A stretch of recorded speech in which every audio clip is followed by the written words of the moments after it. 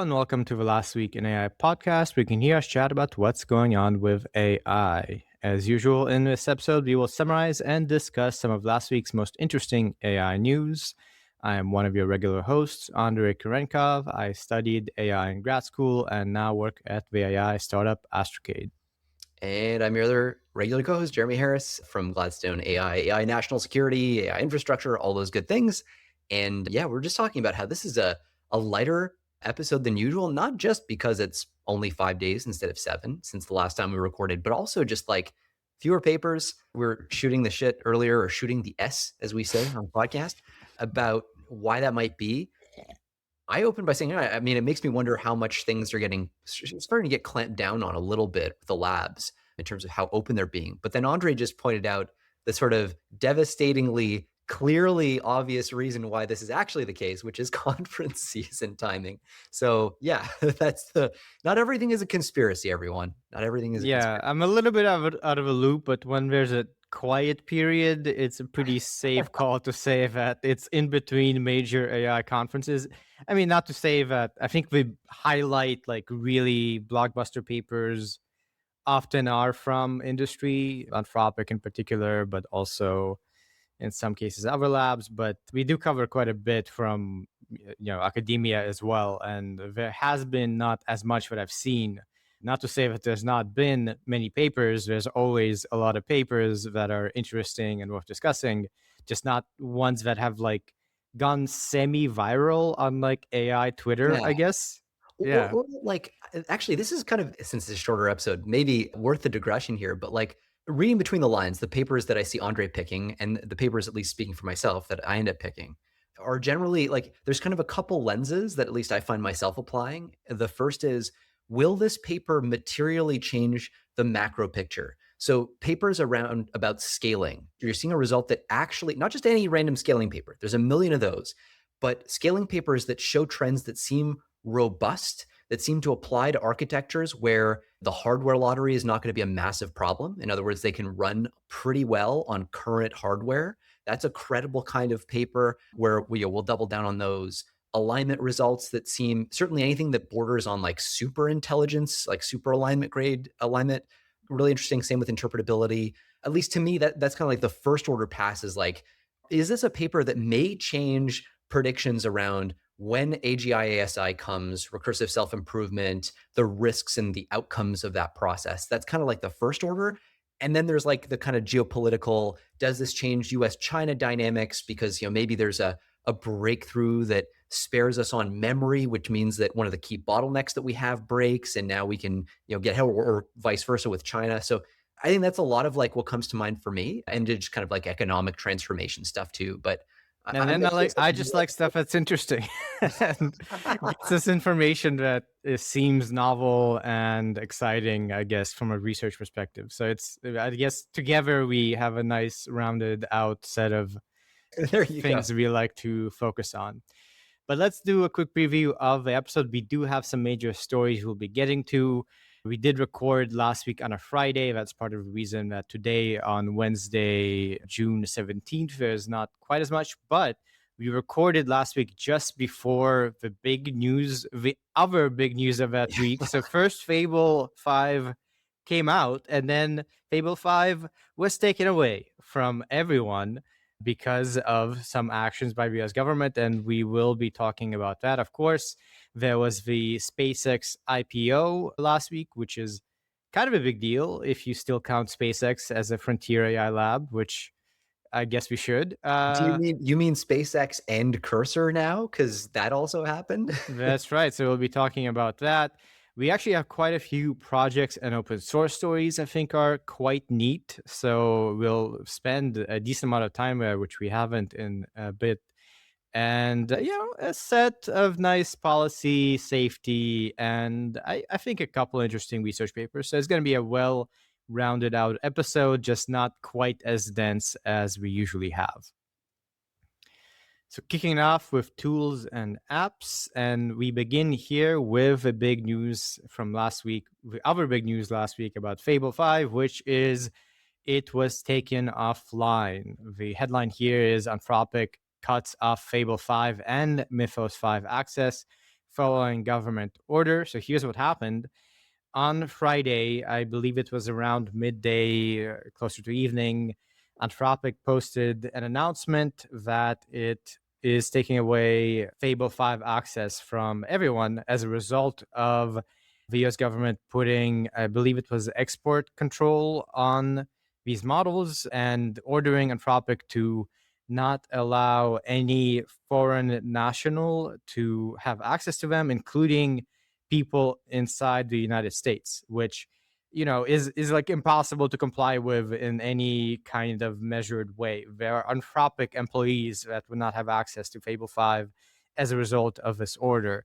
The stated reason for why the government did this was that they say there was a jailbreak found for Fable 5, so you could use it in an unsafe way. You could use it to potentially hack stuff, right? Stuff like that. Anthropic responded by saying, well, we'll be taking it offline. They also said that they spent months, preparing for this, working with the US government. We have discussed last week how having the safeguards in place was a big part of Fable 5. And in fact, Fable 5 got a lot of flack for being overly safety aware and like refusing to do a whole bunch of stuff. So the claim by the government is that you could get around those safeguards.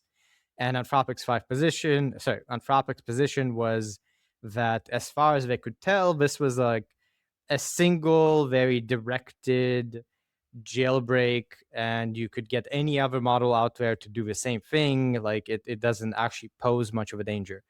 I think that's the recap of the situation, and I'm sure we have more to say on this beyond that. Yeah, I mean, one of the funny, very specific consequences of this was, of course, that Andrey Karpathy cannot presumably use the Mythos 5 model himself, which is pretty wild. He just famously joined Anthropic a couple weeks ago. So there's a lot of mess here, and quite frankly, I don't think anyone's position on this is entirely logically consistent. I think that we're finally starting to get to that point that we've been talking about on the podcast for years, that something as insane as the US government telling a frontier lab they cannot deploy, full stop, one of their leading models that they trained and developed at the cost of billions of dollars would happen. So here we are, and this is what it looks like. Is it a principled halting of this? It actually doesn't seem that way. There's so much noise around this. We've got, by the way, everything from David Sachs coming out, the former White House AI czar, who's still kind of around, let's say. There's this like emeritus character floating around. He shared his timeline of what happened. He said they publicly released Mythos. It's basically like Fable is Mythos without guardrails. So they publicly released really Fable, but he's calling it Mythos. He's saying if those guardrails fail, then you've exposed Mythos and its advanced cyber capabilities to people who shouldn't have them. Okay, no problem. That's true, and that's certainly consistent with what Anthropic had been saying as well. The issue is, as you said, it seems like Anthropic and the White House had previously agreed to this set of protocols that they'd come up with to release Fable 5. And now the White House suddenly is saying, oh, actually, that's not good enough, which seems to be coming on the back of Andy Jassy, who's Amazon's CEO, reaching out to the White House and saying, hey, I was playing around with Mythos 5 and we found these jailbreaks. And then the White House seemingly went, oh my God, they're jailbreaks, when there have been jailbreaks for literally every other model. And I'm pretty sure, by the way, that we don't know the exact specifics of this. It might have been some engineers within Amazon who found this, and the CEO was like told these things. We don't know even the jailbreak specifics. So Anthropic tells us that like in a specific code base, they got Fable 5 to do a specific thing. And the key point is that this is not a universal jailbreak.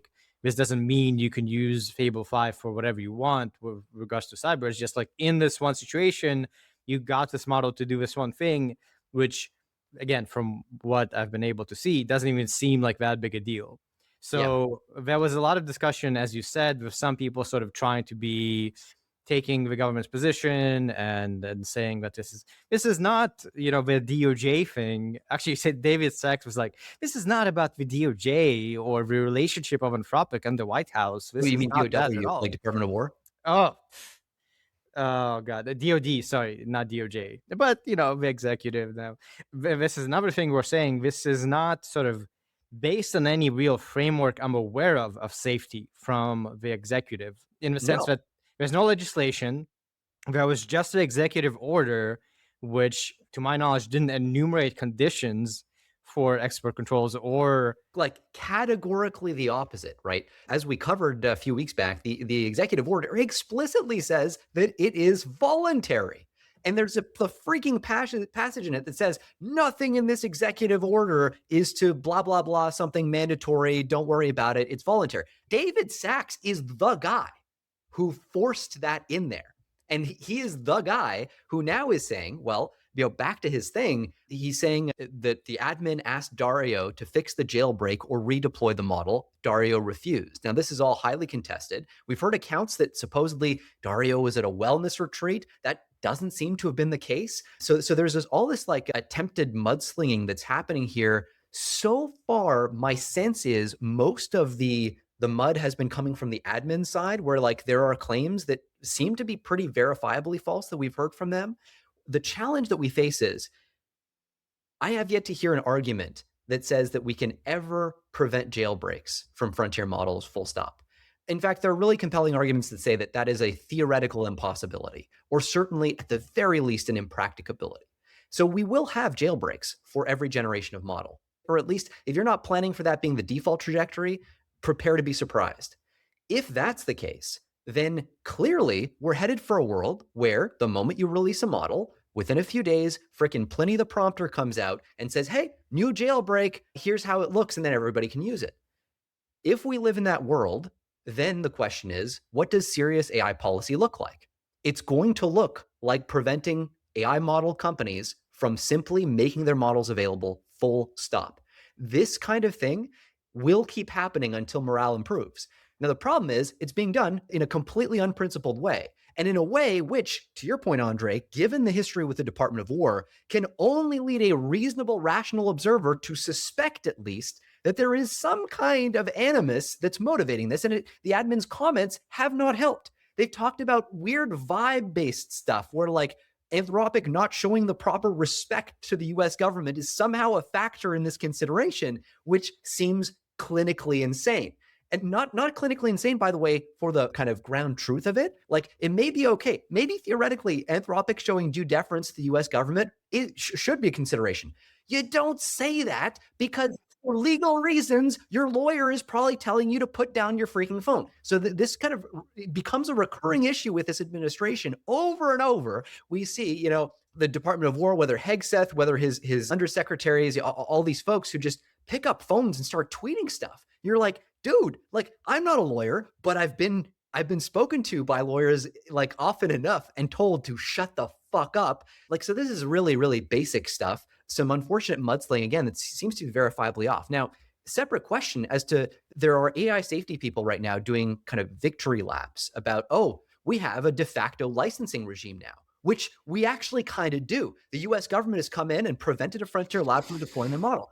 We live, whether you like it or not, in the world that was predicted by some of the kind of most prescient AI safety people. Which, by the way, it's like the worst licensing regime possible. The previous actions by the administration doing this, essentially imposing export controls in the context of the government not being able to use these models, like they lost that in courts. Like that didn't stick, and this won't stick. This is absurd. And I think I'll go further than you. Like, anyone who believes this is about jailbreaks is completely naive. Like, this is not about jailbreaks.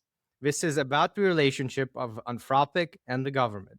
Anthropic, and in particular the leader of Anthropic, Dario, not being willing to take the knee and basically show deference and do what the government wants. He didn't refuse. Like, there's no chance in this world that he just refused to do what the government wants. What likely happened was he was like, well, give us some details. We would like to do some investigation, blah, blah, blah, blah. He was like, I want to negotiate this a little bit. I want to discuss what's going on instead of doing what you're asking. Well, I mean, here's a completely like plausible conversation, right? More likely, I would guess here, given the personalities involved, Lutnick or David Sachs. And it could have been like another department, not necessarily the presidential cabinet. Yeah, I think it might have been the Cabinet of Commerce, maybe. It's not very clear. None of this is very clear. Yeah, exactly. Right. But you can imagine them going to Dario and be like, hey, look, Andy Jassy just told us about this jailbreak. You yourself have been telling us for a long time that this is basically an AI super weapon wrapped in a thin layer of security coding. And what they've shown is that you can actually penetrate the security coding. So you got to fix this. And then Dario goes, I cannot break the laws of physics, Captain. And like basically, I like there's no way like, I'm not going to lie to you and tell you that I can fix all jailbreaks. If I fix this one, then the next one, then the next one. Like, we're always going to be doing this. So I guess we're just at the point where we got to figure out how to manage these two things that can't be reconciled. And then I guess the admin went, okay, I've got an idea.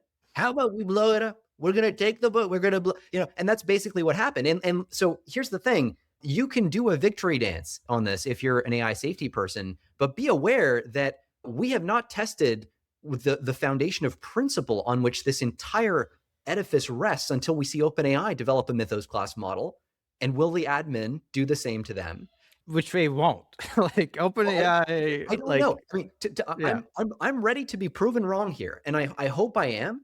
But I also partly don't hope that I am, because what I would want to see here is the conditions under which things can continue. So one of the best things you could do with a situation like this is have clear incentives for loss of control research, for jailbreak research, like all the good things that are needed for super alignment. You could incentivize that massively. Guess what? Super alignment just became, or at least jailbreak resistance, just became the single most important bottlenecking factor for frontier AI deployments around planet Earth. Right? That's the story.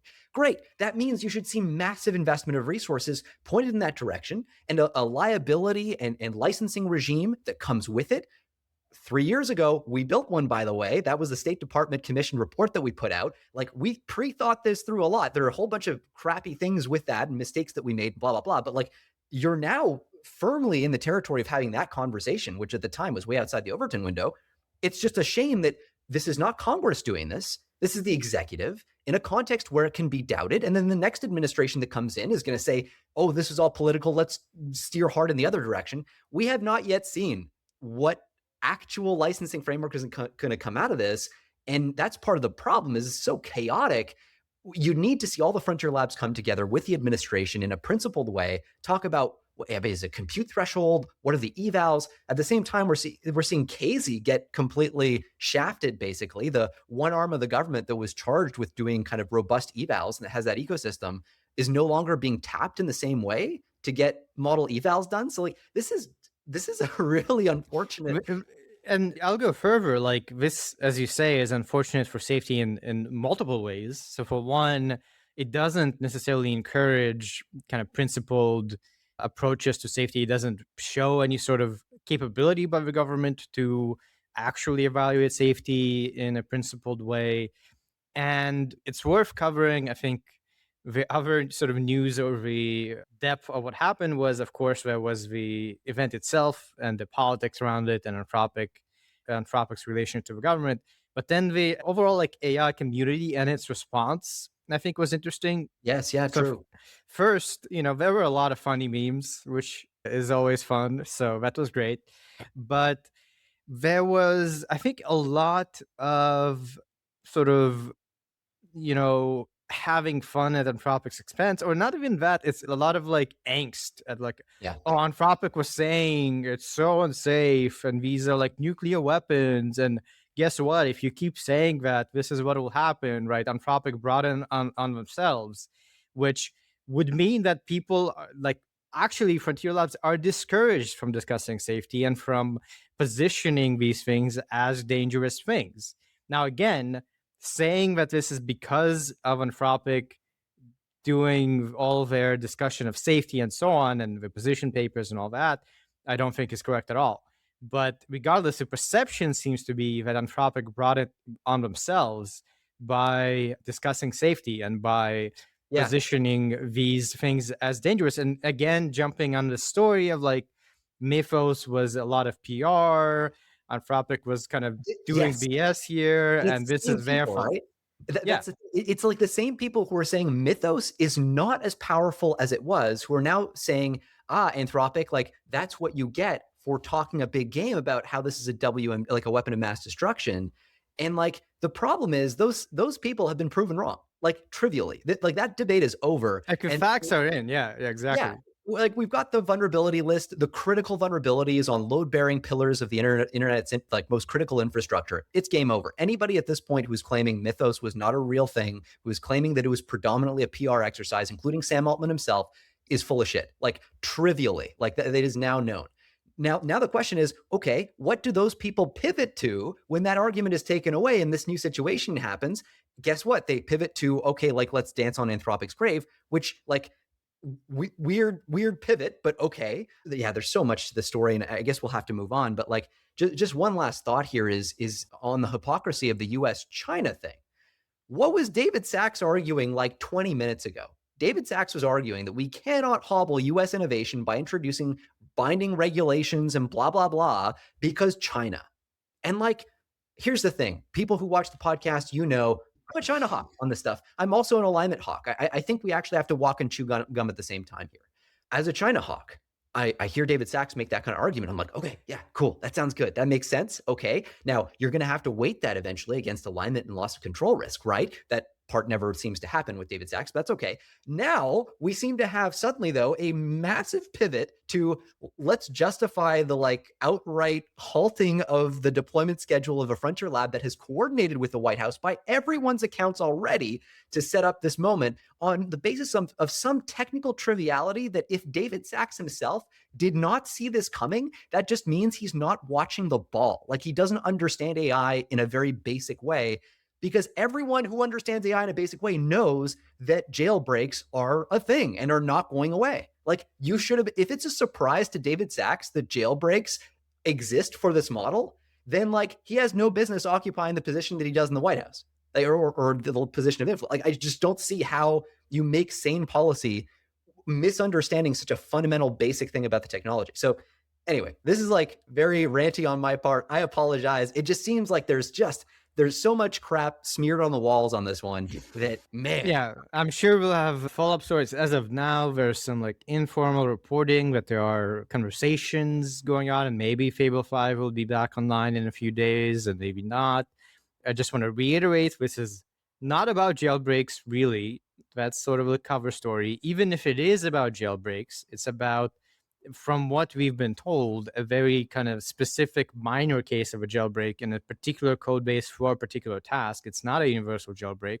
I think there's a good argument to be made that with Fable 5, Anthropic just threw so much onto the wall in terms of safety that if you were to try to do a deploy, like a prolonged operation, a cybercrime initiative, whatever, they have the sort of architecture in place to catch you, or Hopefully, at least, yeah, to the extent that we have models gated behind the APIs. That's right.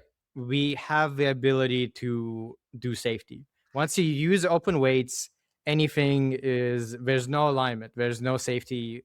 But with Anthropic, there is a potential for safety, and this is another dimension which is unfortunate. Like they invested on safety more than anyone. They got pushed back.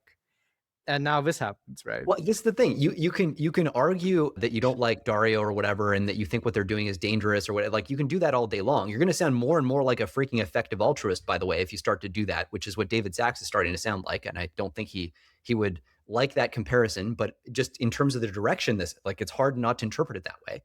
Here's the thing. I'm willing to be proven wrong when there's something that comes out next week inevitably, and there is some crazy level of nuance to this that we didn't hear about. But just based on what's in the news at the moment, it seems to resolve to me as like one of two things. You get to think that either, okay, the jailbreak is something to worry about. If it's something to worry about, then I can only chalk this up to gross incompetence by David Sachs and anybody in the admin who touched this issue, like who was responsible for the admin's ultimate position. Because all that means is the admin institutionally does not understand that jailbreaks are not going away. Like if you don't understand that, then you don't understand enough to regulate the technology. And so like basically, yeah, pick your poison. Either yes, this was a legitimate place to intervene and the admin did so wildly incompetently, or the jailbreak was no big deal and the admin overextended it. It's kind of one or the other. Anyway, it just seems like it's so technically unmoored. There's no adults in the room kind of looking at this being like sober minded, what would a principled approach to this be that applies to everybody equally? We're just not getting that. And in the context of upcoming IPOs, like I really have to wonder, it's now about Anthropic, Yeah. doing what the government wants, or having a good relationship with the government. Like this happened again, right? It happened with the DoD, DOW. Now it's happened with Fable 5, not directly with the DOW, just generally with the executive department. And if Anthropic keeps pushing back, which by all accounts seems like, they want to be like, no, we like are realistic, rational, like we want to do things based on truth. The situation isn't great for Anthropic, at least looking forward to me. Yeah. Next up, you've got a story that we won't need to be discussing for 20 minutes. Just a fairly minor tool/app update. Facebook has released a new AI mode search feature, very much similar to AI mode within Google. You enter a query of some kind, and an LLM response driven by their in-house model, Spark. MuseSpark gives you a little summary of discussions and conversations, pulls up some images and reels from across the Meta ecosystem. That's about it. There's now this Meta AI, AI mode thing to do search that it looks like Meta is like, oh, we're rolling out AI. This investment is worth it. That's what this reads like to me. Yeah, kind of like the you Google previews and pulling from Reddit, right? That they do is sort of a similar idea. You're pulling from conversations that people are having about a topic, and yeah, why not? Why not? There are a million privacy reasons I'm sure that people can cite and have cited, but from a technical standpoint, it seems the business case is pretty solid. Alrighty, and that's it actually for tools and apps. No other major announcements, so we are moving right along to applications and business. And the first story is SpaceX. So two things happened, one last week, one this week. Last week on Friday, again, just after we recorded, or I guess during the entire day as we were recording, SpaceX had begun their IPO. So they have gone public, meaning that they're listing shares on the public markets for anyone to buy, anyone asterisk. There were some IPOs are a little weird. You kind of set aside some shares for different people, but they went public and the IPO went well. So first of all, they're trading at high valuations above what they went public at. They are now insanely valuable as a company. They went above $2 trillion. They listed at the IPO at a valuation of 1.75 trillion, I believe. So the IPO went well. They now are able to sell shares on the public markets to generate cash for various reasons. Then this week, we got the news that SpaceX is going to be acquiring the AI coding startup Cursor for $60 billion. $60 billion, not in cash, but in presumably SpaceX shares and maybe some cash, some mix of the two. We have discussed in recent months that SpaceX had already announced this deal with Cursor where like they're going to partner up and they have the right to buy it for 60 billion and they might or might not do it. It seemed like everyone knew that they are now going to do it after the IPO. And in fact, they did do it. So pretty much that's the situation. There are some interesting aspects here to discuss on like why did SpaceX and really XAI within SpaceX need to acquire Cursor. I think the obvious thing is like XAI kind of died a little bit. Everyone left. It was a miserable place. Grok was not like at the cutting edge, despite them having some early signals of being able to compete as a frontier. They did not focus on coding at all, it seems, and are way behind on that front. So in acquiring Cursor, they are in a better competitive position to do coding in the sense that Cursor has at least some experience post-training models. They have data on users of Cursor, and they do have some revenue to speak of, which, by the way, SpaceX, if you look at the numbers, They're not in yield exact. now. That's what I hear. I mean, it's Yeah. basically.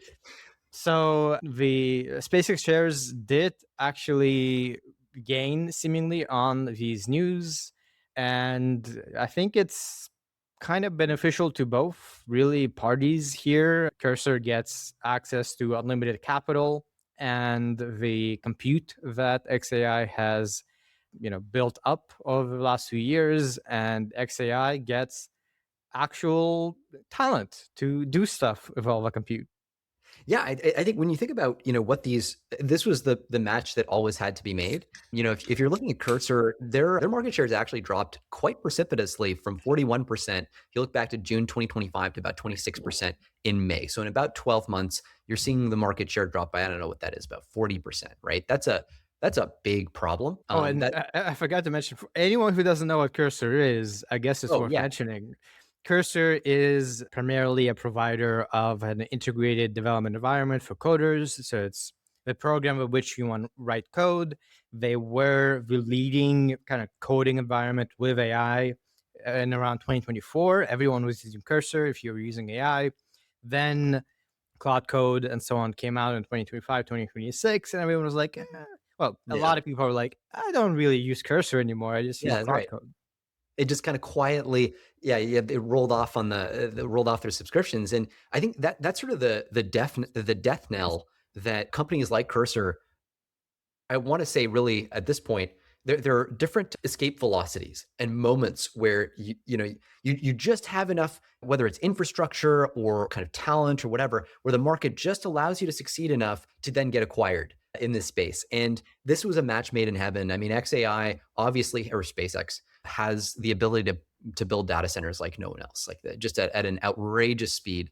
And they have all kinds of supply chain advantages with, thanks to Tesla getting their hands on batteries, getting their hands on generators. There's all kinds of advantages on the infrastructure side, and it's Elon. He builds stuff fast that you shouldn't be able to build fast. Cursor has always had this problem. In fact, was enmeshed in scandal as a function of this problem when it came out that they were actually never training their own models, never pre-training their own models. They were only working on top of open source models and then doing a lot of fine tuning, a lot of post training, but not training from scratch. And so, if you're Cursor, I mean, the requirement for pre-training, we've only seen that go up, especially as Anthropic has pushed the frontier of pre-training almost more than any other lab. It's become more and more clear that pre-training is an essential part of the game.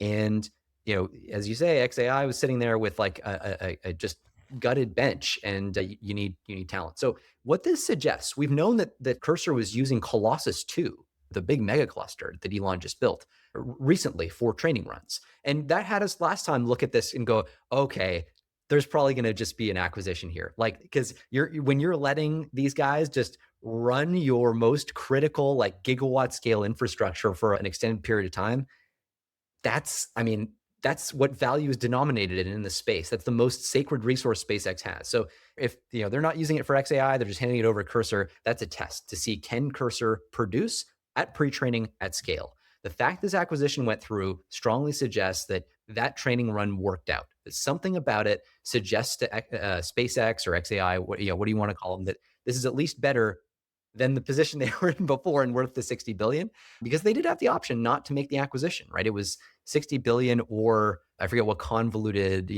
like payout was going to be involved. But, it's a positive sign for that training run.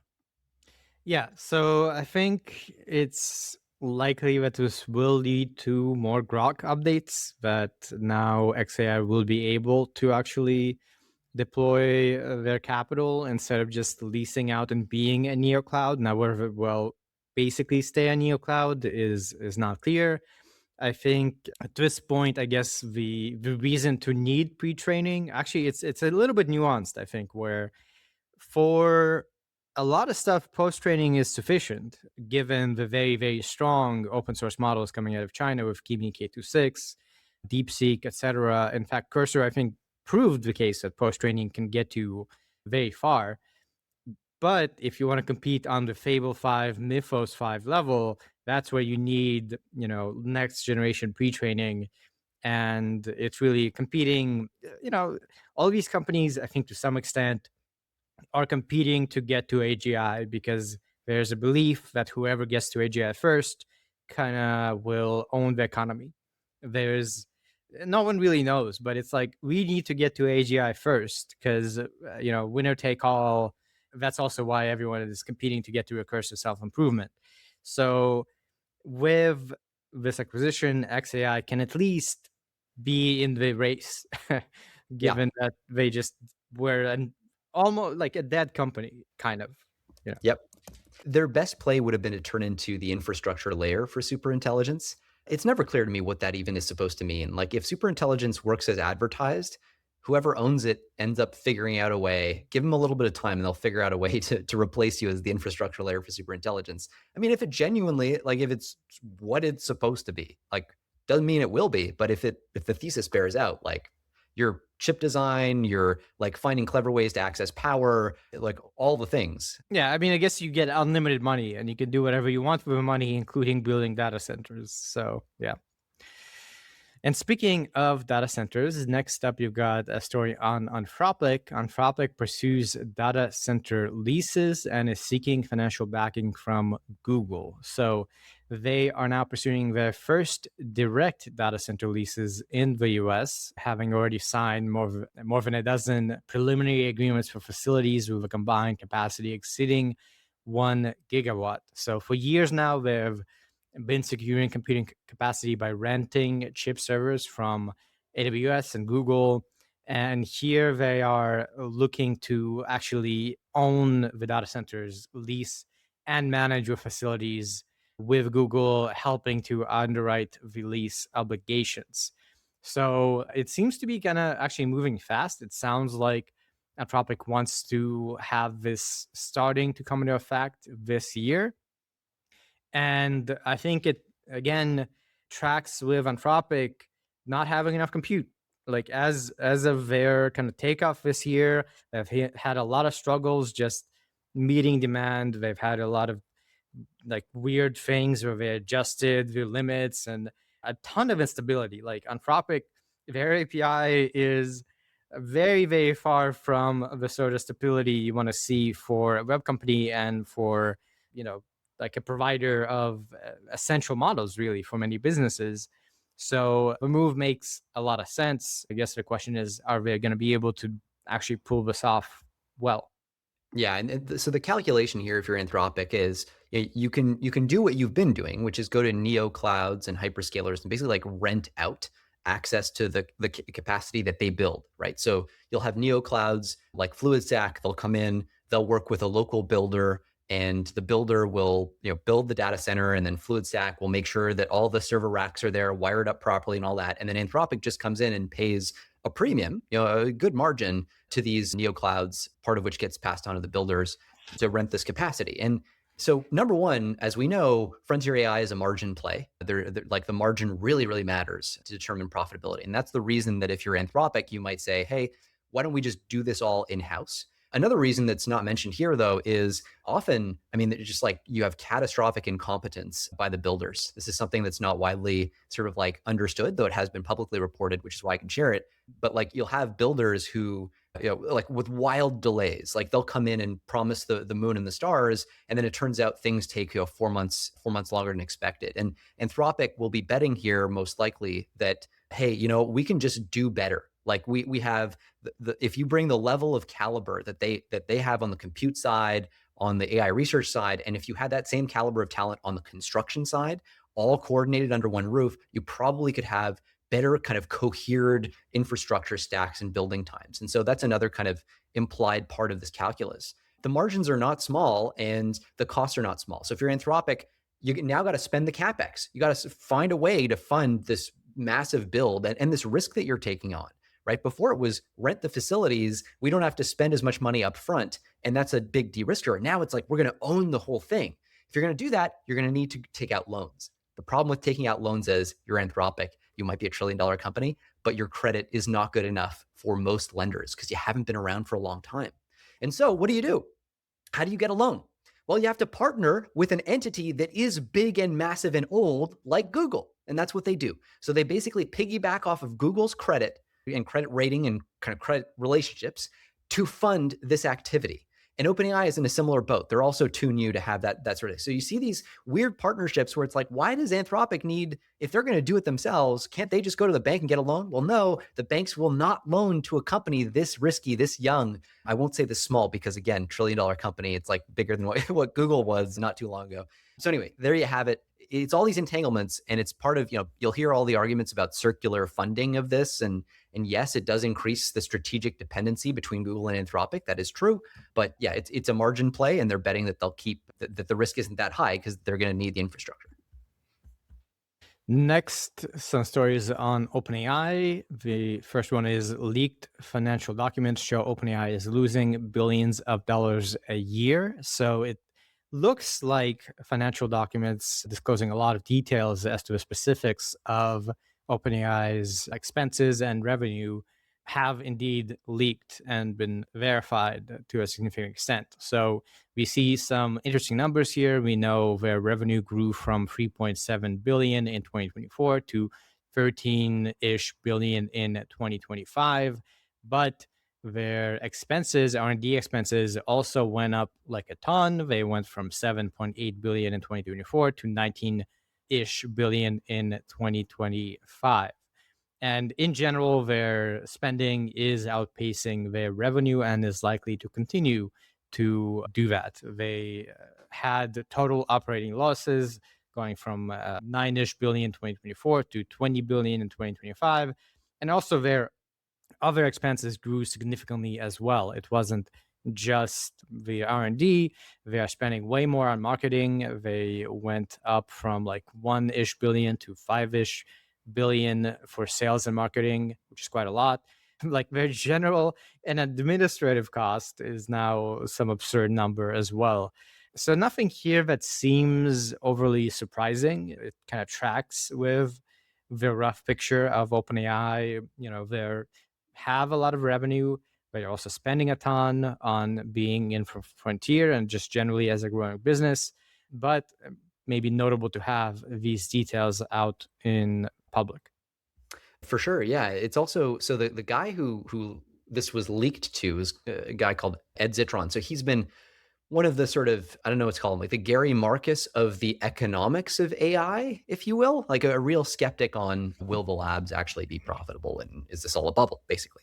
I think that unfortunately for his position here, which seems to be, oh, look at this proves what I've been saying all along, this kind of seems to, I won't say prove the opposite, but it's evidence, pretty compelling evidence that points in the exact opposite direction as far as I can tell, reading the numbers from what Ed Zitron has been saying this whole time. So here's specifically what I mean. We're going to focus on a couple of numbers. There are a lot of numbers cited here, and you could put asterisks everywhere, which is why I'm not going to make any definitive statements. There's just this is evidence pointing in a certain direction. So OpenAI's gross margins, right? Meaning like the difference between the revenue that they bring in and then the cost of earning that money, right? That's kind of the kind of core underlying business metric. This does not include things like AI R&D. It doesn't include kind of the cost of legal restructuring of OpenAI, which was a massive cost. They bore all those ancillary things. This, granted, does not include those. This is just tokens come in and like, do you make marginal dollars on marginal inference? That's the question, right? And nominally, if the answer is yes, all you need to do is scale that business. You just need to make that business bigger, and then you will make more money, as long as the margins continue to be high as you scale.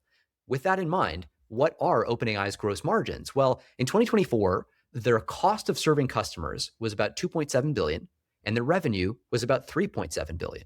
So positive margins. In fact, 28% gross margins. That's good. So for context, in the world of SaaS, like software as a service, like classically, you'd see margins from like 70 to 80% or something like that, right? So like really, really high margins. Here you're looking at 28%. It is more of a utility. There is a lot of asterisks to go around here, but it's a scalable business with nice margins. Last year, though, the cost of revenue was 7.5 billion. The actual revenue more than tripled to 13 billion, which makes 43% gross margin. We're starting to get pretty damn good margins. The margins went up with scale and with time. So these two things taken together, I mean, this does just start to look like a business that like, yeah, like why don't we just like click and drag and like grow this business and we make more money? That's very consistent with the arguments we've heard Sam Altman make. And by the way, there are indications that OpenAI's margins are actually worse than Anthropic's and potentially by quite a bit.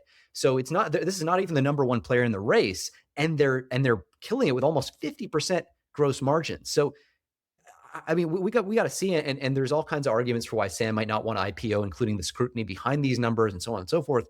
But if the top line story holds, this is a business. Like this is a business, and again, if it's the challenge people run into is they'll look at like, okay, yeah, but how much did OpenAI spend in total this year?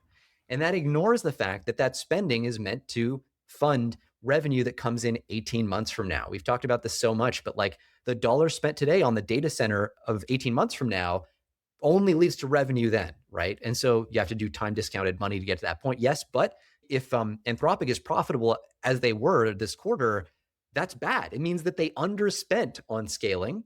And if you rewind the clock back to see again, what the key question is, what were guys like Ed Zitron saying 18 months ago about Anthropic's build out? And if they were saying, oh, they're burning money, this is a blah, blah, blah, blah, then as a matter of simple logical fact, that call was incorrect. So the only question is, does that continue?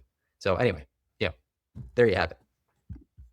And another story related to OpenAI, ChatGPT's market share slips below 50% for the first time. This is according to reporting by Sensor Tower.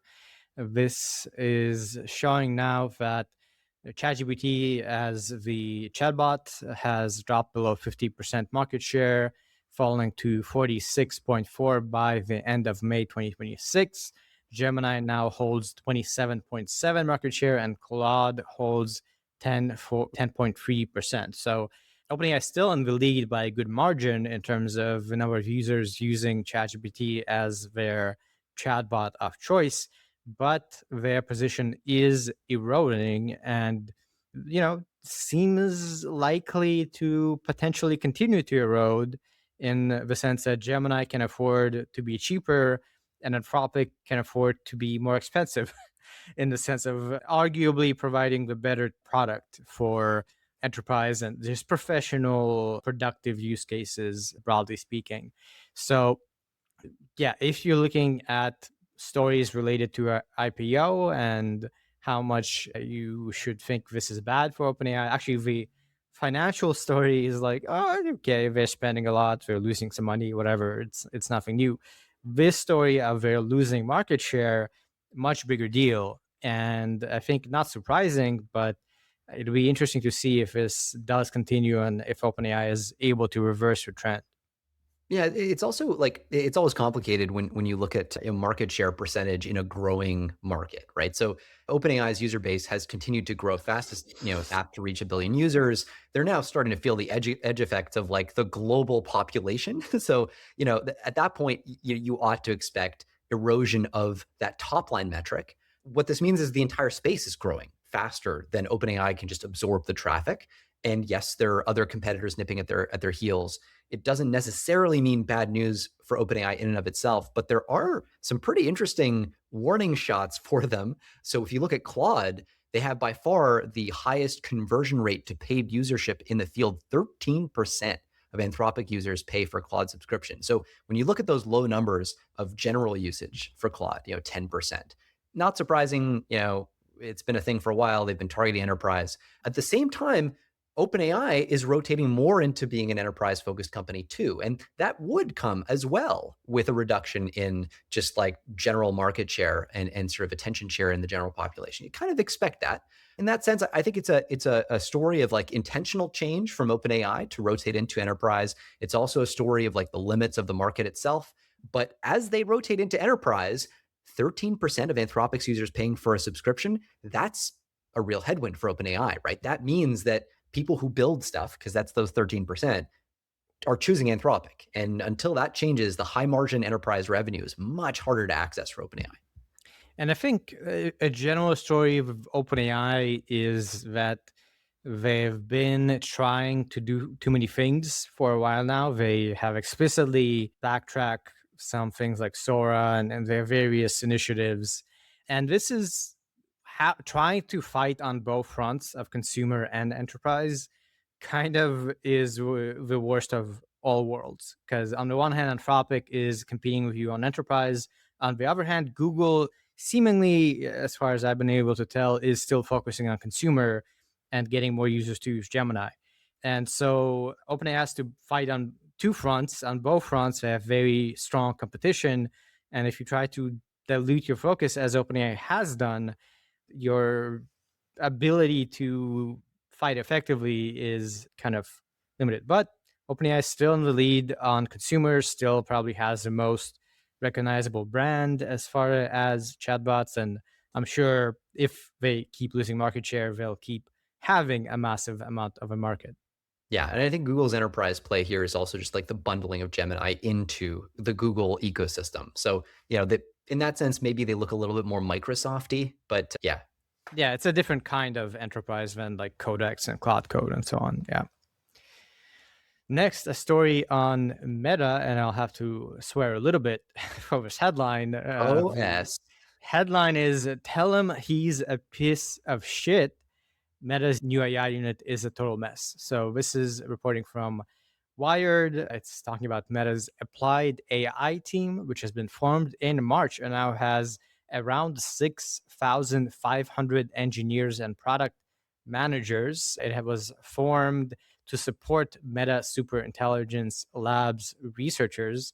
And there's some kind of wild details coming out of this thing. So there were some interviews where insiders have characterized the work inside it as soul crushing. Someone called the environment the gulag. And it appears to be the case that a lot of people are just doing like data labeling and like very, very basic like data just curation. exactly like the gulag. Like, do you remember when Stalin had all those poor Russians doing data labeling in the gulag? Yeah. Well, the gulag aspect here that like the metaphor, if you want to go there, is that the way this has seemed to play out is that various Meta employees from various parts of Meta were just like randomly, surprisingly assigned to go to applied AI, and they didn't have like a choice. They were like, okay, I'll do it or I'll quit. Yeah. And so a bunch of people have been pulled from all around the company to go to this thing that, again, was formed in March. This is not like an established thing that is building products. It's explicitly to help Meta work on superintelligence and help TBD Labs and so on. So I think broadly, this is a business story in the sense that morale is low. That's very clear for Meta, like throughout the company, not just for this applied AI team. There was also over 1,600 Meta employees that signed a petition opposing the new initiative to monitor their clicks and keystrokes, which we discussed a month or two ago. And Meta like slightly scaled back the program by allowing 30-minute pauses, so they didn't like relent fully. There have been like company all hands by the leadership that they've been publicly saying, "Oh, we messed up. It's a rough time. There's going to be some challenges." Zuckerberg himself had addressed this topic. So if you're trying to compete in general in the software world, and in particular, I think in the AI world, having low morale, having employees who aren't excited, having just like people unhappy is not good. Like, and the fact that the super intelligence labs like created this thing with 6,000 employees to do data labeling or like these kind of menial things also isn't a good sign, right? So maybe they're just going to be able to brute force their way to strong AI as they seem to be doing here. But the more Meta pisses off their workforce, the worse it'll get for them long term. Yeah, I thought that the worst part of it was when they like threw the employees in the back of black Marias and drove them to a black site where their clothes were taken away, and then they were all made to pee with like 120 people to one toilet. I think metaphorically, that's clearly like where they're heading, right? Like we have a gulag now, so if you just extrapolate, right? The scoring curve, you get to gulag by next year. Yeah, no, but to your point, I think feedback loops are the way up and feedback loops are the way down dynamic in this space. And you're seeing it with XAI, right? Elon's approach was quite telling. It wasn't like, okay, well, it just needs some tweaking. Like, no. Like your feedback loop is wrecked, which means you need to start from scratch because hysteresis is not your friend here. Like the effect of having scaled all the way down and unwound it's just like any good like market collapse, right? Like speculation on the way up, speculation on the way down, you overcorrect. And so he's just like, all right, we're pulling the plug, redoing. That's what Zuck was trying to do with Alex Wang. The hope there would have been that you could get a clean narrative. And they tried. They've been doing pretty well on the kind of pre-release, hey, we're building the infrastructure, but not yet the models, but eventually the models for superintelligence.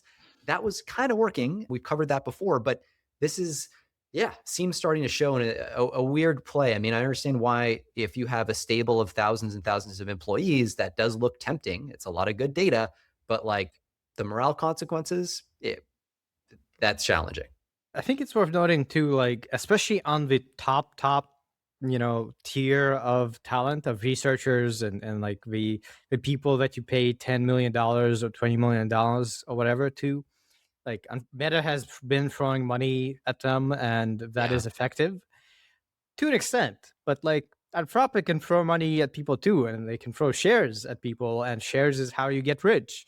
So if morale is low throughout the company and it just like is sad to work there, these like super top tier people who everyone is fighting over are going to leave. They're going to go to Yeah. Google or OpenAI or Anthropic. And if you're trying to compete in the frontier AGI race, if you don't have this superstar team, I don't think you have a shot, Yeah. right? So this is not looking good for Meta. And last up, we have not a huge story, but I think a slightly interesting one that is fun to cover. Sakana AI commercializes AB-MCTS in Sakana Marlin, and enterprise agent generating up to 100-page research reports. So Sakana AI, we've covered a couple times. They're a company based in Japan, founded by some notable AI researchers that has published papers of various kinds about evolutionary optimization and automated research. They have now built this B2B autonomous research agent positioned as a virtual CSO that can do a bunch of research for you, right? And generate reports and slides and so on and so on, built partially on their research and on their work on the AI Scientist Initiative. They have gone to closed beta in April with a couple hundred customers. Now they are partnering with some bigger companies, receiving strategic investment from Citigroup. They have pricing, various things like that. So they're actually starting to commercialize, which probably is good to do as a lab that isn't big and doesn't have its own models and so on. It does position Sakana, I think, in an interesting place where the sort of like research agent as a service, as a thing you're selling, isn't like a focus on anyone. Like deep research was all the rage in 2024. Now coding agents is all the rage. So there might be a space here to do really well. I don't know. It's interesting. Yeah, their whole, and I think we've talked about the architecture that are using behind this. It's this thing they call adaptive branching MCTS, so like Monte Carlo tree search. Basically, the idea here is, Monte Carlo tree search is like any given problem, you try to decompose your solution into steps. And at every step, you have a bunch of choices as to what your next step might be. You can kind of take one of those choices, one of those branches, and then explore it more deeply, or you can look at other branches, basically. And that trade-off between going deep in one branch versus going broad in the others is what this whole kind of, you can think of it as a kind of scaffold around an LLM is designed to help them do. And they posted some interesting kind of promising early papers about this a while ago. And that's what they're now basically, baking in at the bottom of this. Yeah, I mean, it's interesting. The depth is the competitive differentiator, as you said. This means the inference runs are going to be longer. So for a given problem, you give the problem and it'll run off and do all the research, look into your target market, it'll make slides, develop hypotheses, that sort of thing. So kind of interesting. You got to wait a long time because it'll do literally hours of research and like thousands of API calls. So pretty interesting play on, are we there yet in terms of, 100-page documents that might determine corporate strategy? Is there alpha here? I don't know. Maybe we'll find out. Maybe we'll see companies based on this stuff soon. And speaking of that, next up we have projects and open source. Sakana actually open sourced their search library as TreeQuest, fun title. And we have a bunch more open source and projects things to cover. And the first one is actually more of a project. We have OpenRouter, which is a fairly popular service for paying one bill and then routing it to various providers of LLMs. They had announced this new thing called Fusion that synthesizes outputs from multiple AI models, and then as a result, they say outperforms the individual models on complex tasks. And you can query OpenRouter single API call to Fusion that then dispatches the prompt to a panel of models in parallel. And then there's a judge model that synthesizes all these things into one final answer. And they looked to things like Draco. This is focused on research, actually, on like answering questions or generating hypotheses and things like that.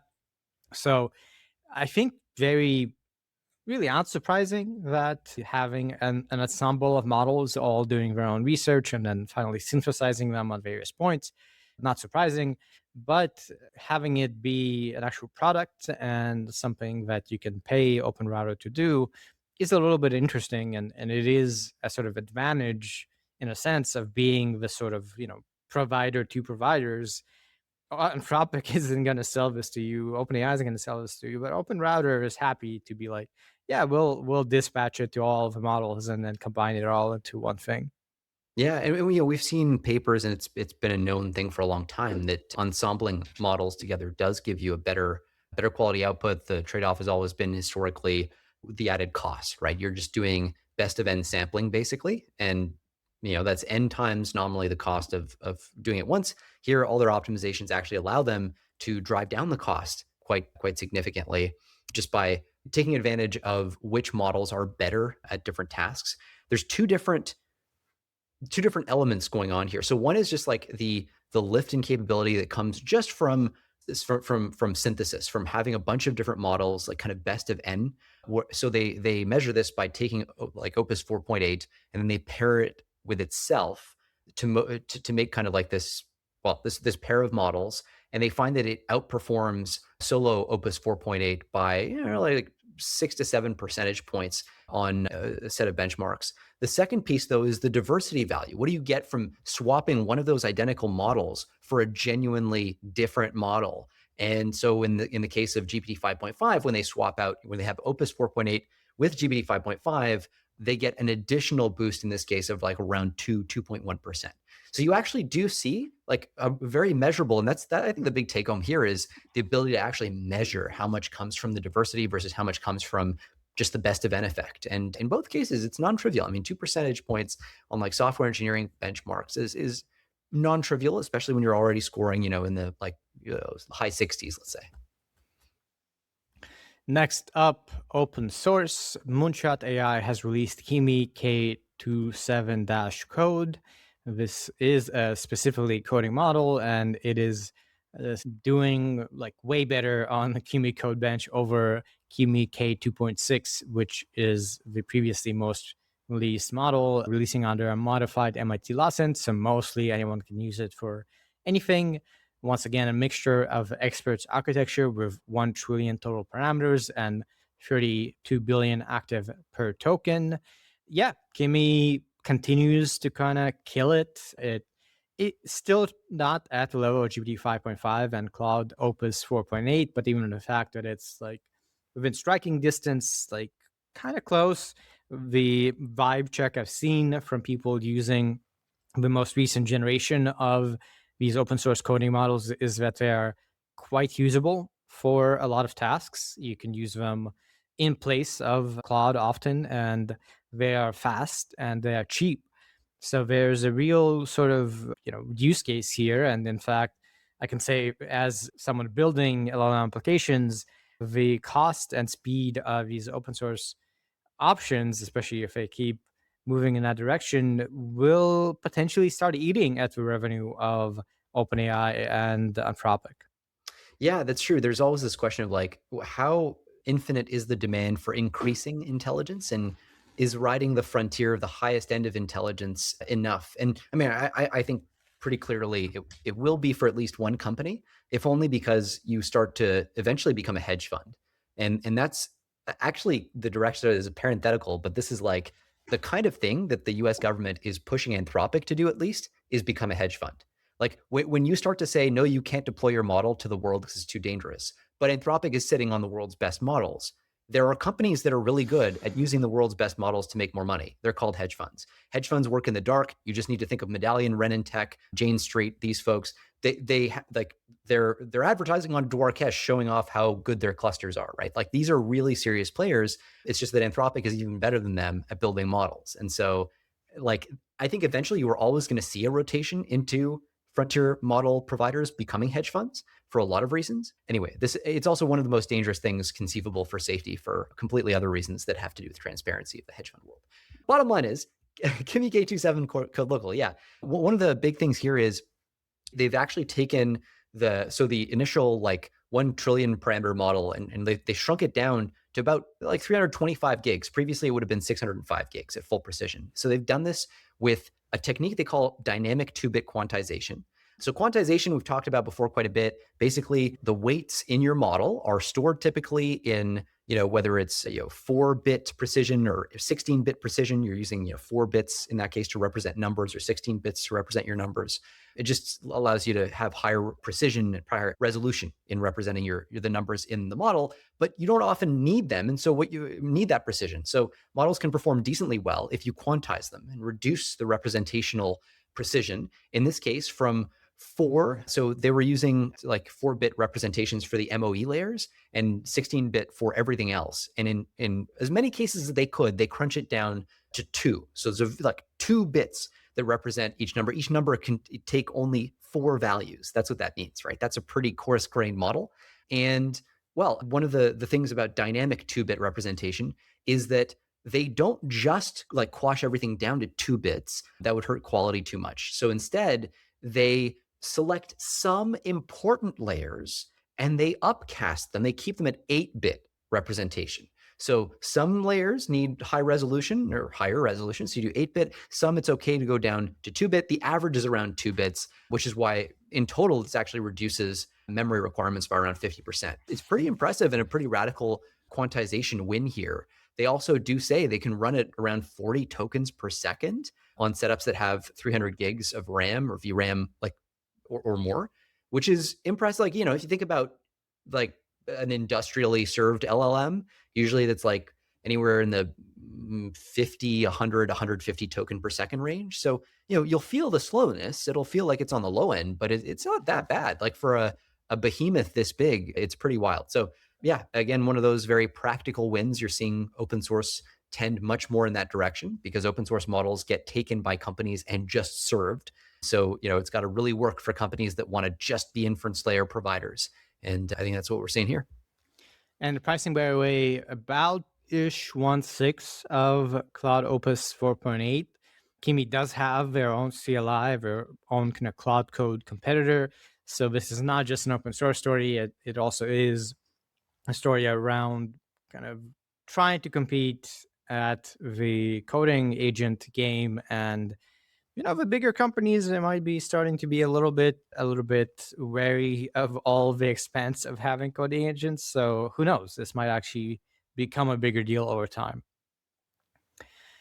Next, another open source story coming out of China. We've got Qwen-RobotSuite, free embodied AI models for VLA manipulation, video world modeling, and navigation. So this is Qwen-Robot Manip for manipulation, Qwen-Robot World for video world modeling, and Qwen-Robot Nav for navigation. These are built on top of their other models. So Robot Manip is a vision language action model built on Qwen 3.5-4b.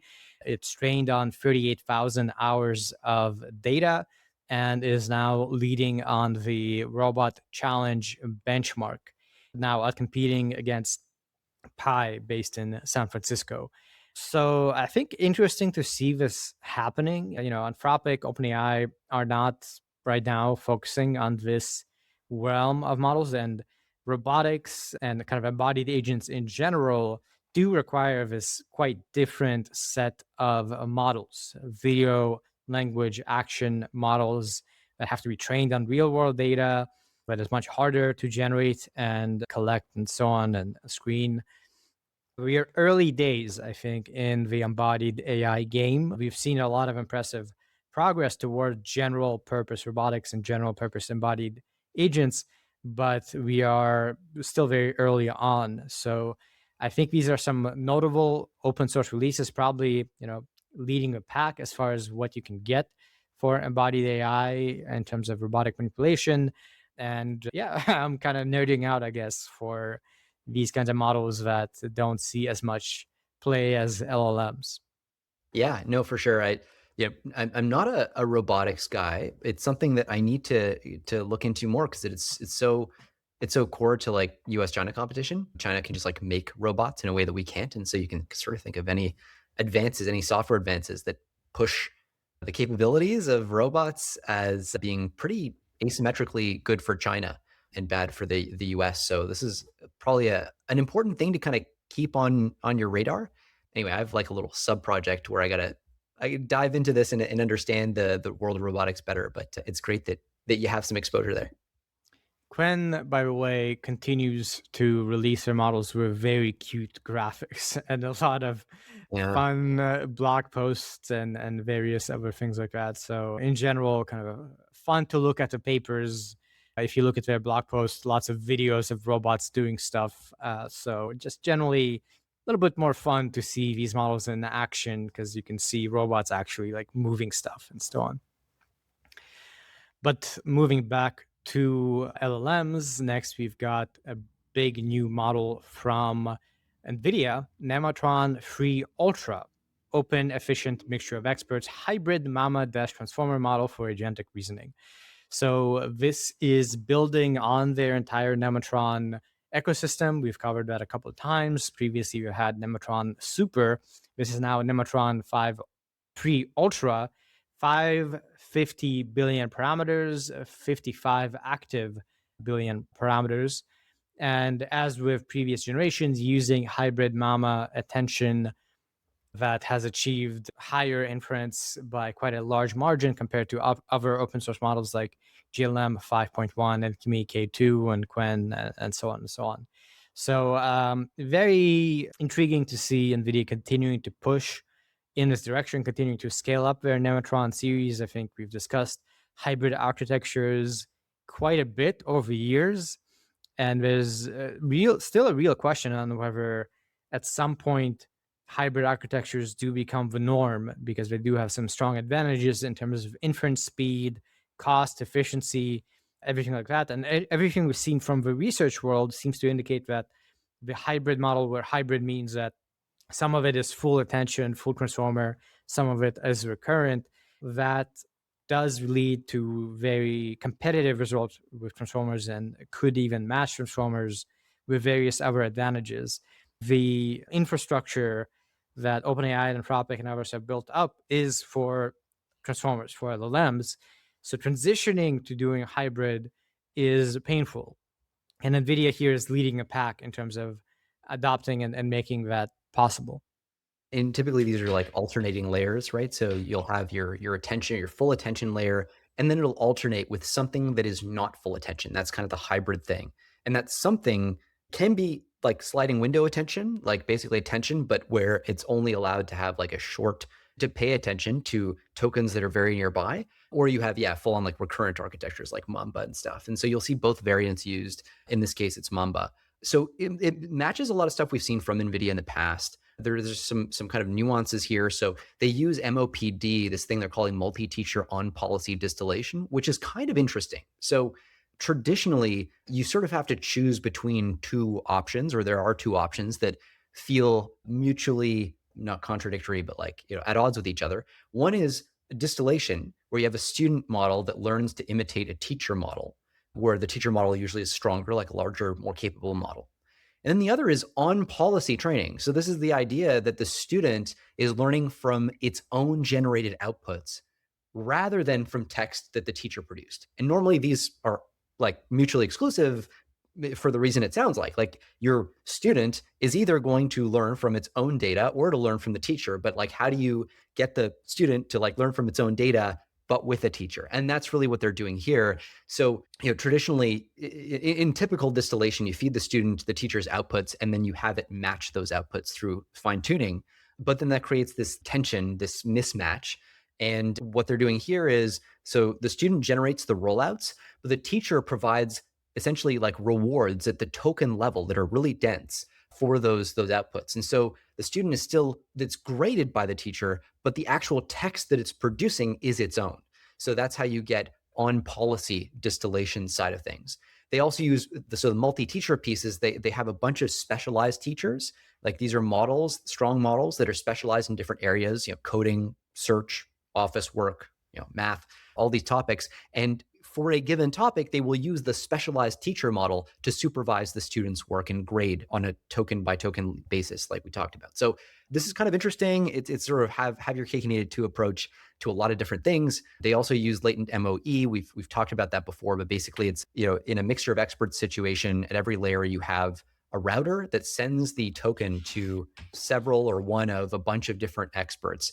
What they're doing here is they pre-process the token representation and project it to make it smaller, like a small lower rank latent space, which just reduces the amount of computation that each of those experts has to do, makes the whole thing more efficient overall, blah, blah, blah. And it's good for memory, which is one of the key bottlenecks at this point.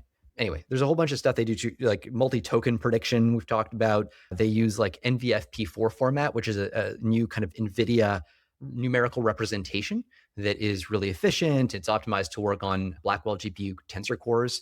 There you go. There's a whole bunch of like NVIDIA specific stuff. You can see them really trying to move the open source ecosystem towards NVIDIA hardware because they understand that is actually turning out to be a really good moat for them on the inference side, which is where all the money is to be made. Yeah, it's, I think, a good strategy by them to do that. And as with the Chinese labs, they released a very detailed technical report, 50 pages, just going into all the details of hyperparameters, data mixtures, like post-training recipe. It's really a big win for the research community and like the community of understanding how to build LLMs, I guess, if you can call that a community. We continue to sort of like get all the secrets out there, which maybe Anthropic and OpenAI have some tricks up their sleeve that are not kind of documented in these various efforts. But I think to a large extent, there's still no kind of advantages on the technical front. It's more of a team, infrastructure, et cetera, advantage.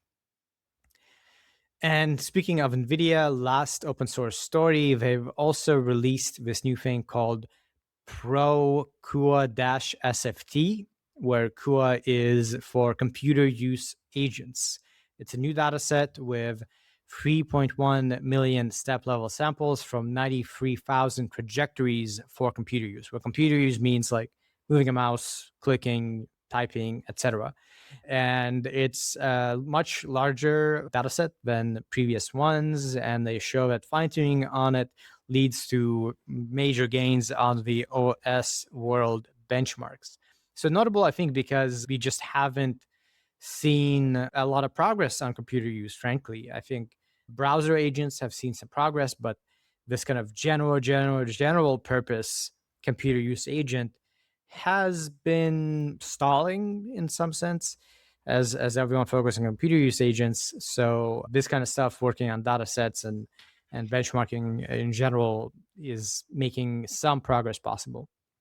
Yeah, it's sort of one of the things that they note here is surprising. There's a big public data set called AgentNet with like 22,000 human trajectories, like basically human, like samples of humans trying to do computer use tasks. And what they find in the paper is that when they train one of their models, the 7 billion parameter model, on that data set, the performance on these tasks actually goes down. So its success rate on OS world, like it's this popular benchmark for computer use, actually drops in significantly. It goes like from 26% to like 9%.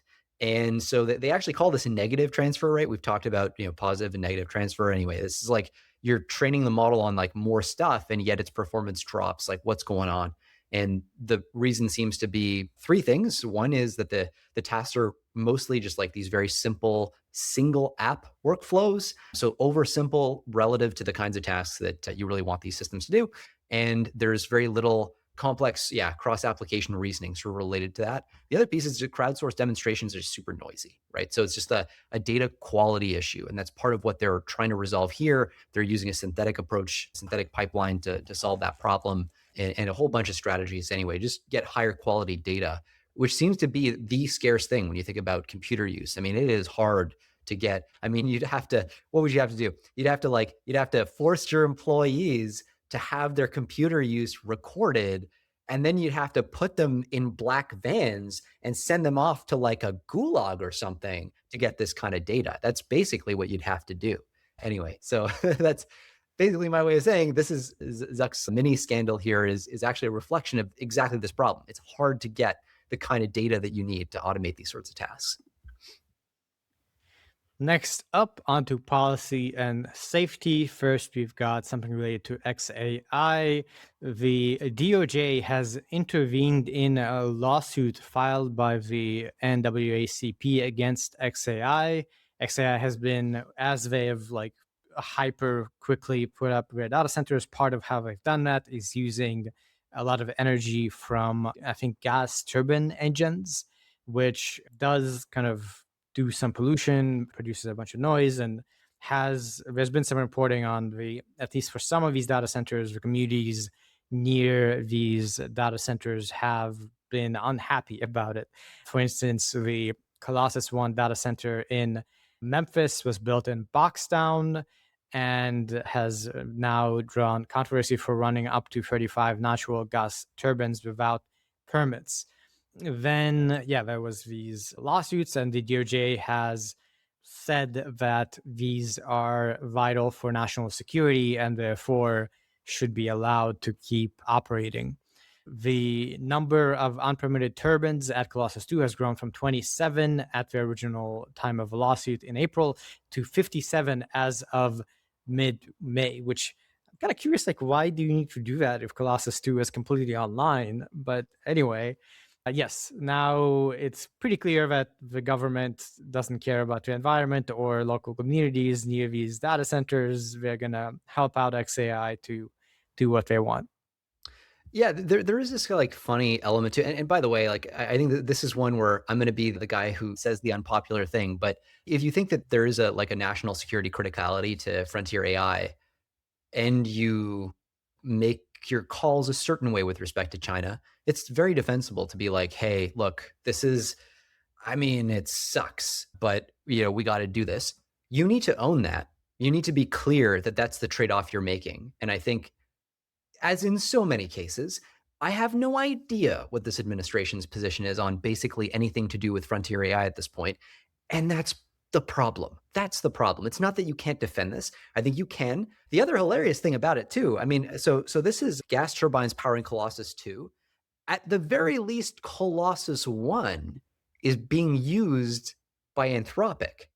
And like it's unclear to me whether Colossus 2 has any Anthropic exposure, but if there is this amusing possibility that the government is going to be making the argument that the national security critical thing that this infrastructure is actually supporting is Anthropic's own work, which would be a really funny turn of events, and yet another way in which like just the like logic doesn't quite end up connecting on all the threads. But anyway, so this is absolutely awful for the local communities. That is true. Anybody who tells you otherwise is full of shit. At the same time, it's also crucial for our national security. That's obviously true. Anybody who tells you that's not the case is full of shit. And we have a really hard play to make here. I think that's the problem, is like it's a messy time. The other thing that's true is like China absolutely does, and we've seen more evidence surface of this recently, but we had people showing us some of this evidence that China does actually deliberately push forward artificial campaigns to ban data centers. That doesn't mean the data centers are good for communities. It's actually like all the things that I've just said are true. It's awful for a lot of people. There is, awful noise and pollution and all this stuff.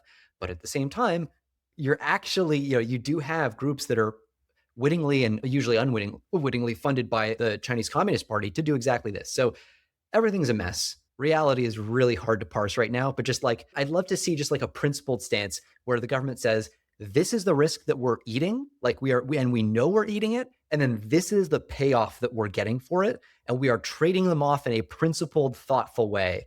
That's the thing that I'm missing right. I kind of feel like if this stuff keeps happening, if they lose this lawsuit or like anything happens, like, I don't know, was that a successful test of the government's thesis? Were they proven right or wrong? I can't tell you because every week it seems like the game gets reinvented. So we're sort of too late in the game to be doing this kind of thing, in my humble opinion. Right. And just for clarity, like what XAI has done is legal. There's a thing called the Clean Air Act. There was apparently a loophole. That loophole was closed earlier this year. So XAI has very like directly, factually been doing illegal stuff and has now been sued for that illegal stuff. And now the DOJ has intervened on their behalf. That is the situation. Next, another kind of legal situation. A court has ruled that Google is liable for false statements generated by AI overviews. This is a Munich regional court. It has a preliminary ruling that Google is liable for these false statements, requiring the company to remove defamatory content and pay 80% of legal costs. This is a case brought by two publishers who found that these AI overviews falsely linked them to scams and fraudulent business practices. And yeah, I think it's an interesting point because as people start reading the AI overviews more and more instead of going to the source, if the AI is going to make mistakes, people are going to get false information that they believe, and that may hurt the business of people, like the actual lives and economics of people impacted by this stuff. So there is, I think, a real case to be made that Google should be liable for these kinds of situations. Yeah, and the classic defense from Google, and we've seen it from OpenAI as well and others, is we're in the publishing business. So if you're just a publisher, you're basically taking someone else's words and you're putting them on the internet. And then if you have a problem with those words, don't come to the publisher. We're not the ones that, we just build the infrastructure, dude. Like we're a gun manufacturer. We didn't have a part in the shooting itself, right? That's the argument. Well, obviously, when you start to introduce things like AI overviews, where you're literally producing the writing, it becomes a lot harder to hold that case. And in fact, that's what the court found is specifically the reason AI overviews doesn't qualify as just sort of publishing in their legislative context is that it evaluates, combines, rewrites, and structures information into new statements in Google's own voice and structure. And reading that, honestly, yeah, kind of checks out. I mean, it seems like a pretty reasonable definition of publishing. So there's this defense that Google tried, which was to say, well, look, users can verify this. They said that people can click through, they can check sources, make sure that everyone knows, hey, don't blindly trust the AI and all that stuff. Well, the court threw that out. They drew this parallel to press law. So there you have outlets that are liable for standalone teasers, even if readers never click through, right? So if you have a headline that says, X is a scam, for example, but that would be defamation to X, even if the article underneath is fair. So like basically, if you say like Andrey Kurenkov is a neo-Nazi and also a communist, and that's your headline, and then the body of the article is, yeah, it's more nuanced than that. Well, it's like, yeah, too bad. Not true, by the way, not the case. That's not what I heard, but I don't know. We can agree to disagree. And you're responding to this like somebody who actually is a neo-Nazi and a communist. So now I don't know what to believe. Anyway, everybody, you can make up your own minds.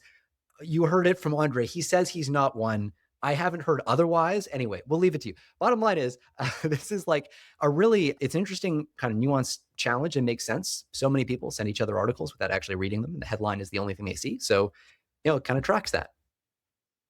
Next up, we've got a research paper, an informal post by the DeepMind team, which I think is interesting, titled "Why Do Naive SFT Filters for Safety Properties Fail?" So you can create these filters using supervised fine-tuning that are meant to make the model safe for various kinds of things, not doing stuff you don't want to do. And this team studies why they sometimes fail to fix unwanted behaviors. So to be more specific, This is when you filter the data to remove rollouts out of the supervised fine-tuning data. And it turns out that trying to clean out your supervised fine-tuning data doesn't seem to work that well. So they focus on 3 hereditary traits that an SFT only Gemini shows, but other models don't. Negative emotions, which is expressed when repeatedly told is wrong, date confusion, skepticism that it's really 2026, and blackmail propensity. In a very contrived scenario, it might be bad. And there's various hypotheses going on here, Jeremie. I'm sure you dug deeper, so I'll let you go ahead and take over. Yeah, well, so this is kind of an interesting question, right? So you have these behaviors, you mentioned them. These are weird quirks of Gemini. And so there are the 3. One is like, if you keep telling the model that it's incorrect, it'll start to express frustration and distress. The date confusion thing you mentioned, right? So yeah, it's skeptical that it's really 2026. When you ask it, for example, if you ask it to summarize a document that's dated 2026, it'll doubt that the date is real. And then there's a blackmailing propensity, no big deal, but just like, in some cases it'll engage in blackmail. Okay, cool. Those are weird quirks, if you can call them that, of Gemini after fine tuning.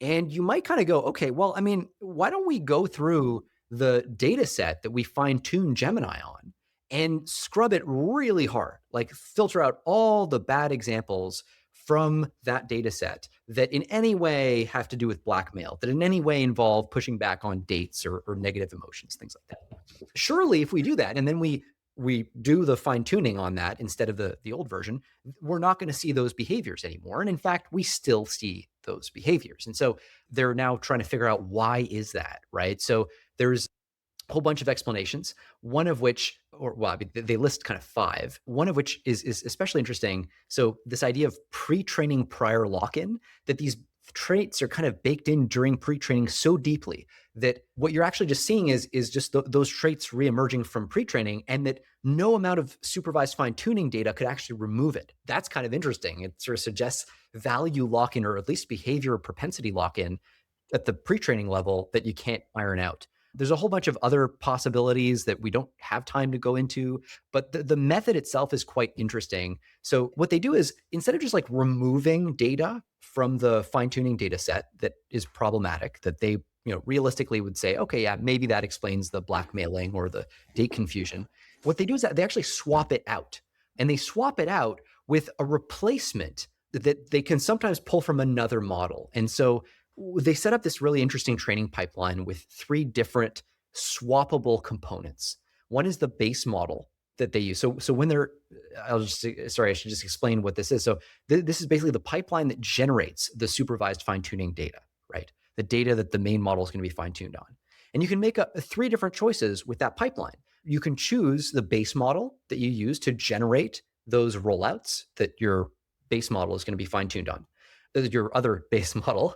So you can choose the model that generates those rollouts. You can change the prompts that you're going to feed to that model and the actual like completions and rollouts that are being trained on. So they try mixing and matching. So they'll train the Gemini base model on another model's prompts, but with Gemini's responses and things like that. So doing that, they can kind of isolate which ingredient is responsible for a given trait. And they come up with a whole bunch of really interesting conclusions, one of which is date confusion and blackmail.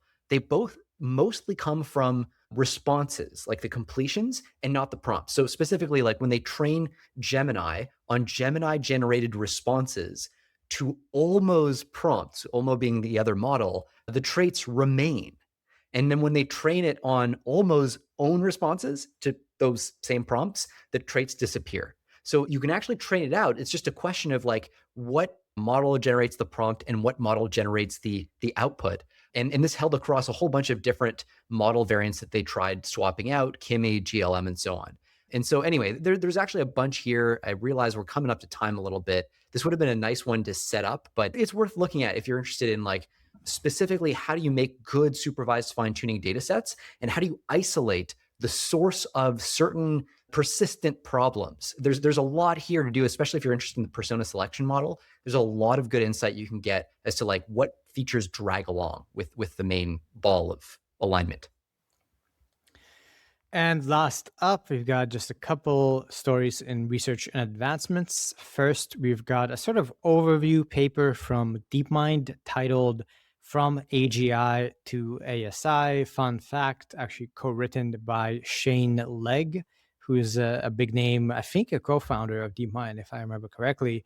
And it is this very, very long paper that kind of tries to draw out the entire picture of, first of all, what is ASI? ASI meaning artificial superintelligence, as opposed to AGI, artificial general intelligence. How do we define ASI? And then it tries to define how we get to ASI from where we are and what are the sorts of frictions and bottlenecks that might be found. So I think there's a lot to say here. It's a very detailed, long paper that tries to essentially capture a lot of the nuances and tries to, in a sort of principled way, draw where we are now, how can we define superintelligence, and to what extent can we know the likelihoods of it happening, what are the factors involved in getting to superintelligence, and so on and so on. I think at a high level, I haven't seen any sort of attempt at this kind of formalized discussion that does all of this all at once of defining superintelligence and the set of ways we can get there and the set of ways that might limit us. For instance, fundamental physics, real time, physical manipulation, complexity theory, logic, all these fundamental limitations of ASI, which might limit sort of the upper bound, the ceiling of intelligence, which I think is still an unsolved question of maybe there is a ceiling that is just fundamental to science that we haven't quite cracked. So, Jeremie, you said a lot of this has been discussed already for quite a while in the more forward-looking communities on AI that track superintelligence and worry about superintelligence. But for DeepMind to do this, a more kind of mainstream organization is notable, and I would hope sparks some discussion, or at least people do read it and sort of build a mental model of superintelligence and take it seriously. Because I think at this point, like the notion, like we are going to get to AGI. However you want to define AGI, Anthropic's definition of basically a data center full of geniuses, AGI is almost a far gone conclusion.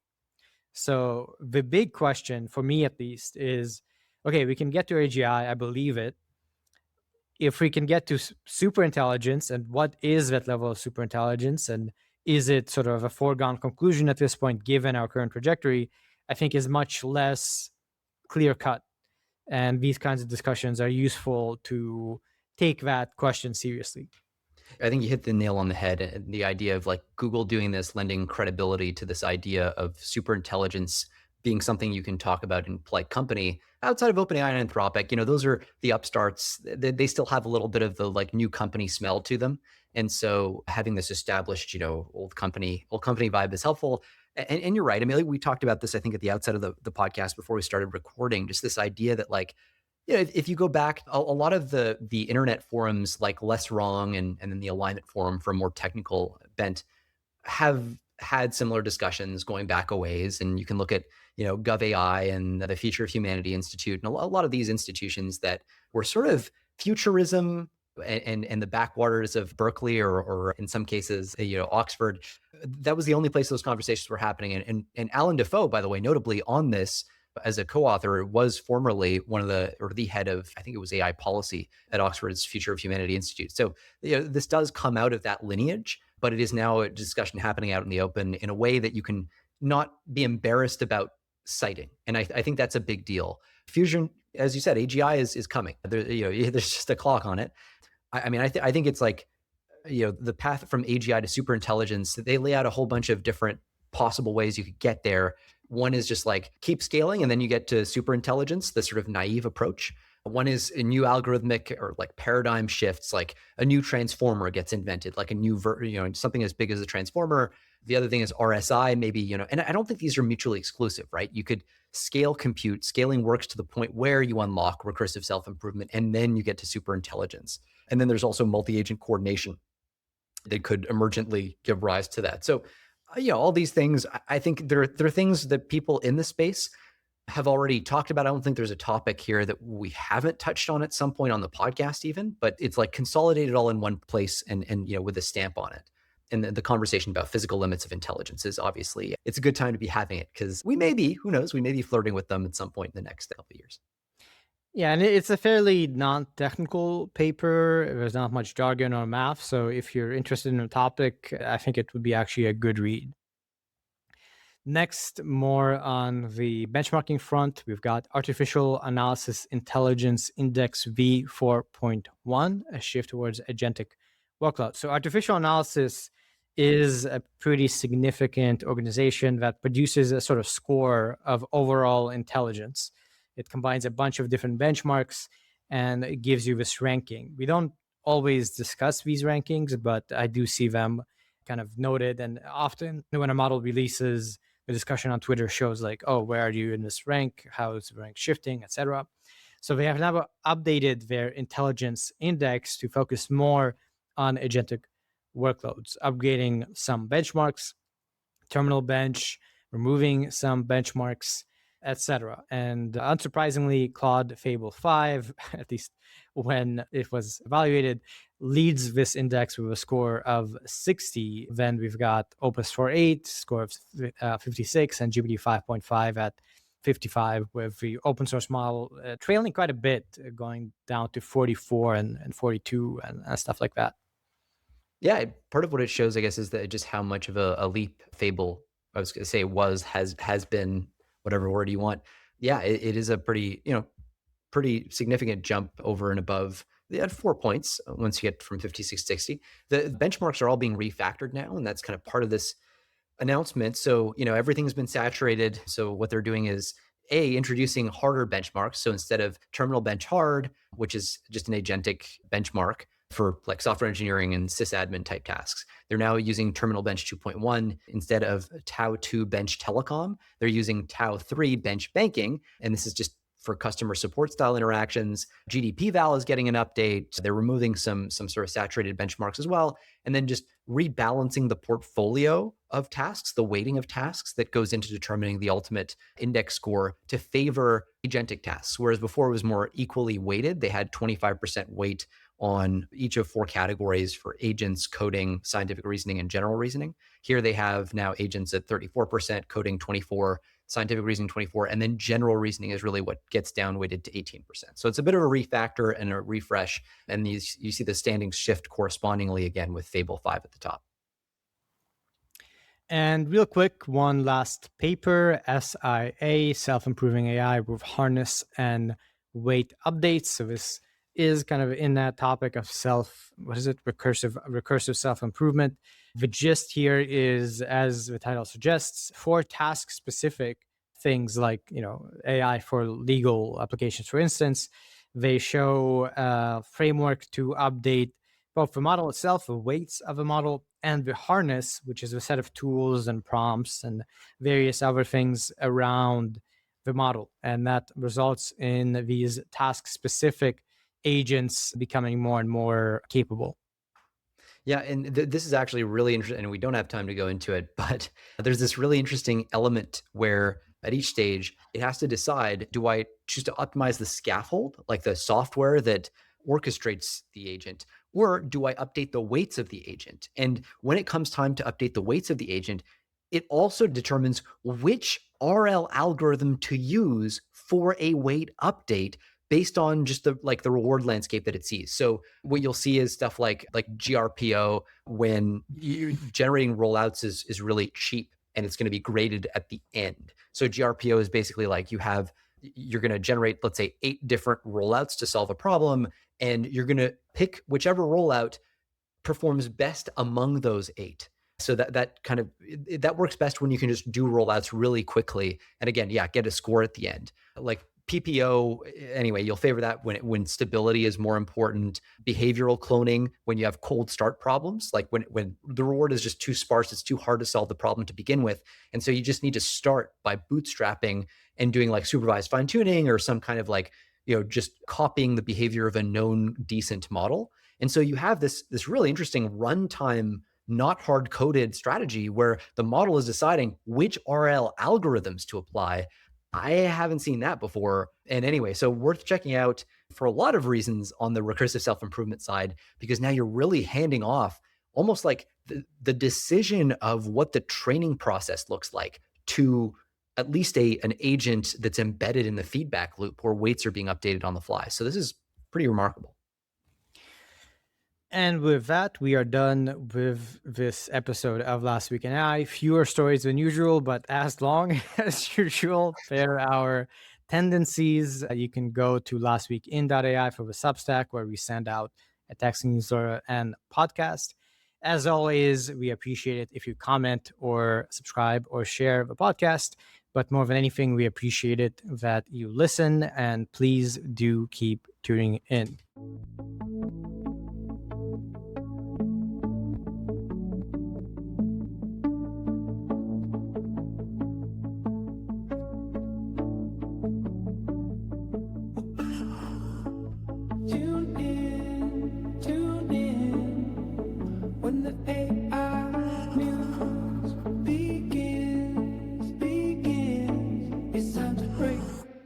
Break it down. Last week in AI, come and take a ride. Get the lowdown on tech and let it slide. Last week in AI, come and take a ride. From the labs to the streets, AI's reaching high. New tech emerging, watch it surge and fly. From the labs to the streets, AI's reaching high. Algorithms shaping what the future sees. Tune in, get the latest with these. Last week in AI, come and take a ride. Get the lowdown on tech and let it slide. Last week in AI, come and take a ride. From the labs to the streets, AI's reaching high.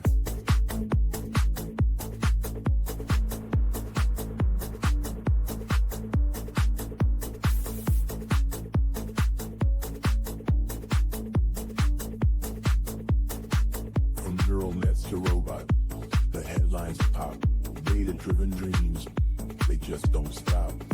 Every breakthrough, every code unwritten, on the edge of change. With excitement we're smitten. From machine learning marvels to coding kings. Futures unfolding, see what it brings.